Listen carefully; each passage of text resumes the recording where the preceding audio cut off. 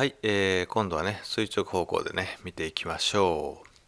今ね、白馬の方でね、水平と垂直ね、垂直の方見えないですけどね、水平取れてる状態です。今左に振りますよ。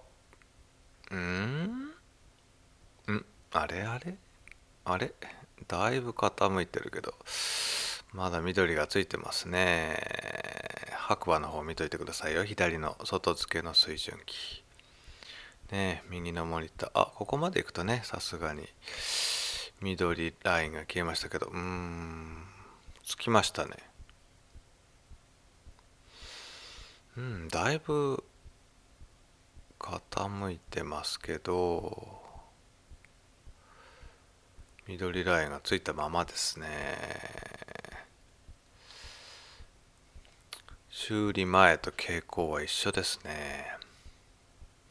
まあ何もしてないみたいなんでね、戻していきます。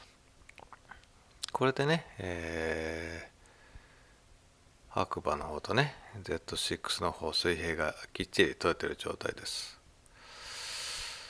ただねやっぱ Z6 の方が、水平に対する、許容範囲が広いということですかね。まあ調整から帰ってきたんですけど、特に標準ないということだったんで、何もしてないということで帰ってきた Z6 です。個体差なのかな。まあこんなもんなんかね。まあね、自分の、カメラのね内蔵水準器の精度っていうのをね知っておきつつ、外付けの水準器とねうまく、併用して使っていただいたらいいのかなと思います。はい、今回の Z6 の内蔵水準器を疑うのテストでした。